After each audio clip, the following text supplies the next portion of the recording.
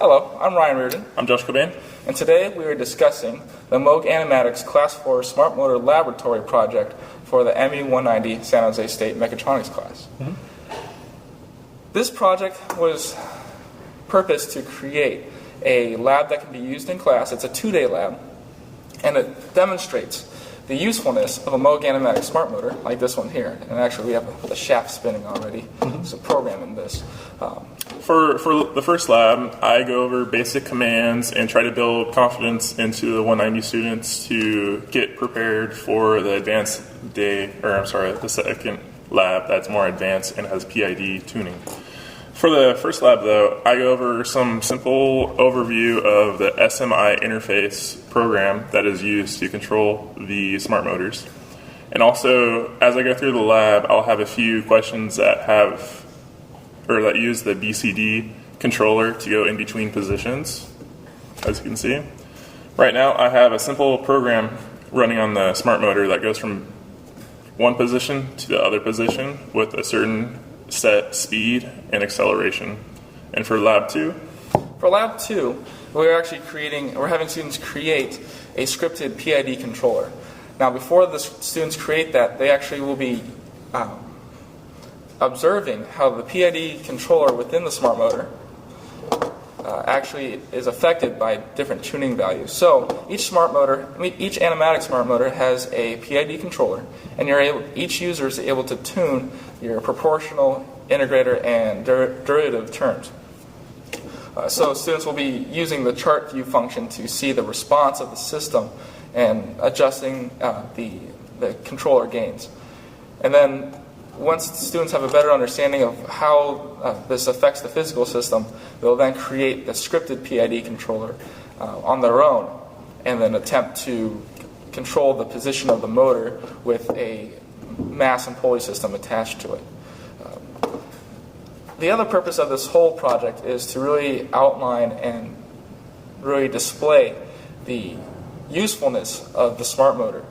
Smart motors are an integrated servo system and include your microcontroller, drive amplifier, as well as a brushless DC motor, and as well as feedback devices, all built into one package. It's also small, too. This allows a mechatronics engineer to do a complete motion control system without having to size or select individual components. All of it is included into one. So as students, normally we expect, if we need to do a motion control application, we expect to use something like an Arduino microprocessor, a drive amplifier or shield, and as well as a stepper motor. And then from there we actually need to write a program to control the stepper motor itself. All of that work and everything is done into this one small package, and it is very useful, and it also includes a lot of advanced functions as far as onboard I/O and math functions as well. One of the greatest features of these motors that I see myself is these motors can be programmed separately and then removed from the computer system and put into a physical machine and just given power, and they'll run by themselves. It doesn't require anyone to monitor the motor or to control the motor at the same time. And now we're going to do a short example of the labs that we have created for this project. Awesome.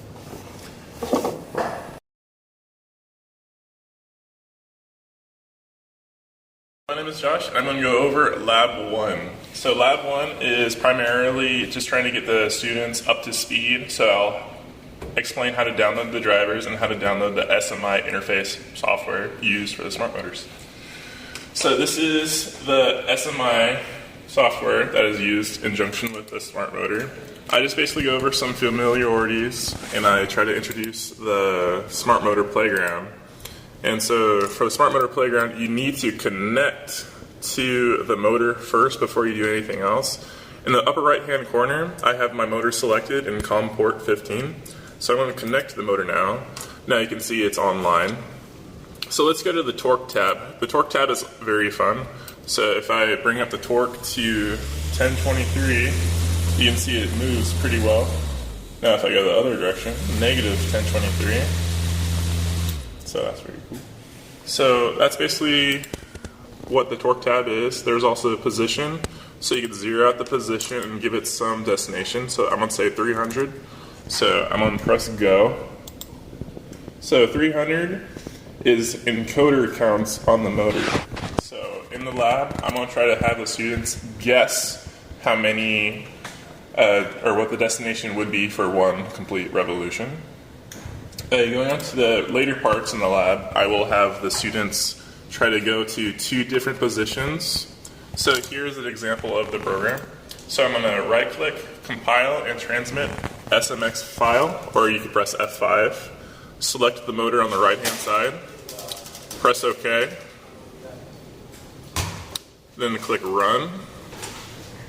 And then for the program, it selects the motor to go to 2 different positions in an endless loop. The last question I have for the students is try to incorporate 4 different positions using the BCD controller. And I'm going to leave that up to the future ME190 students. Thank you.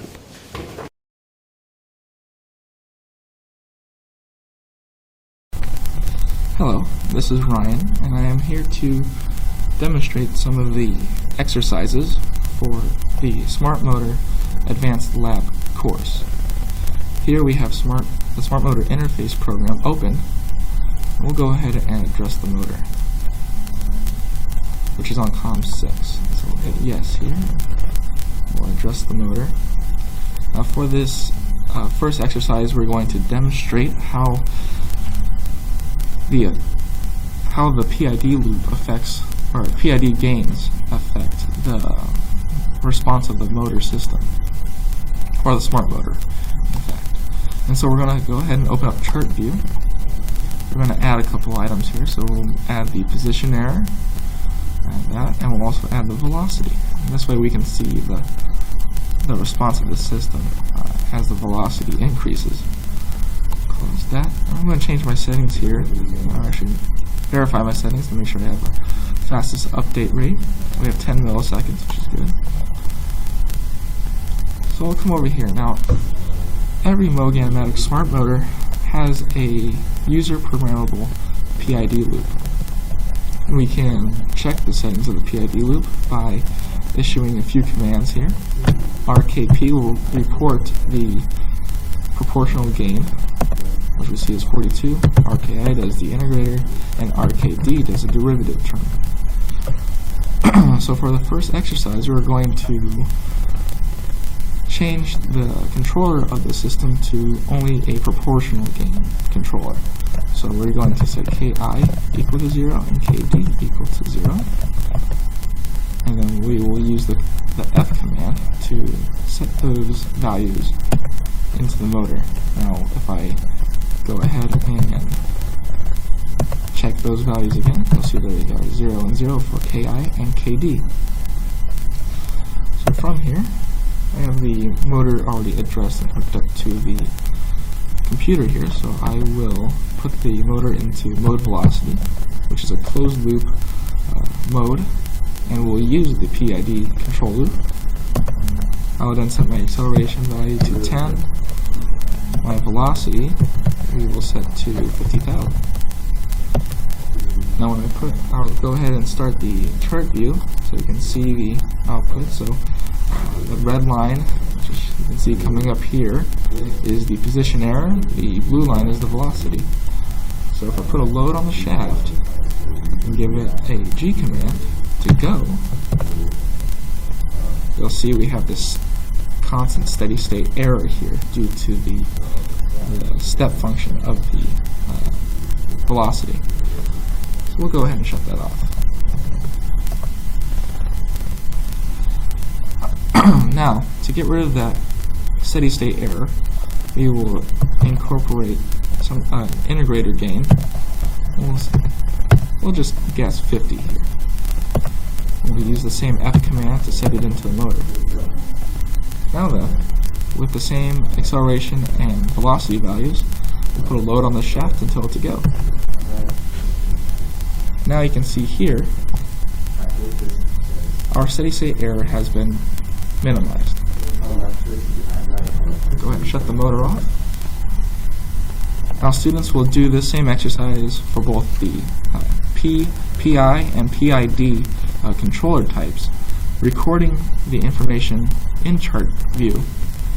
And when you actually stop this, you can record it, you can copy the data out to an Excel spreadsheet, and they will then do an evaluation and analysis on the response for the system.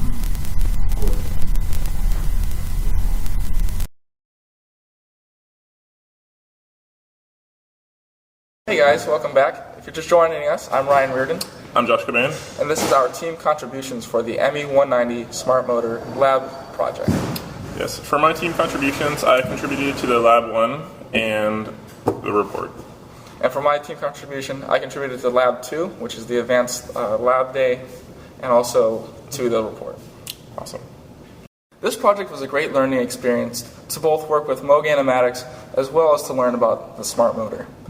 For my Lab 2 portion, I actually learned a lot about creating a scripted PID controller versus something that has already been created or is done in firmware or something that we normally wouldn't see. Okay. Or even creating a PID controller in something like MATLAB, where it's graphical. Doing a scripted PID controller is a bit more of a challenge. It was definitely something interesting to learn. For what I learned for this project, I learned basic commands for Class 4 SmartMotors from Moog-Animatics. I have a better understanding of why these smart motors are used in certain applications compared to other smart motors or stepper motors. So smart motors have a lot of stuff built into it. It's an all-in-one package. So the smart motors have a bunch of stuff like it has its own microcontroller built into it. It has its own amplifier and has its own encoder. These are all very useful components for the smart motors. And it makes it extremely easy to use.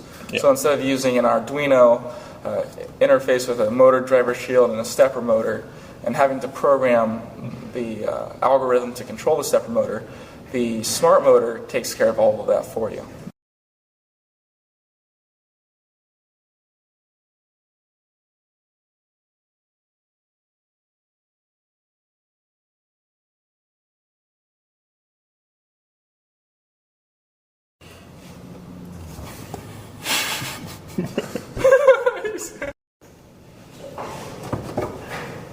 No. That sucked. I wasn't even recording. I know. I beat you.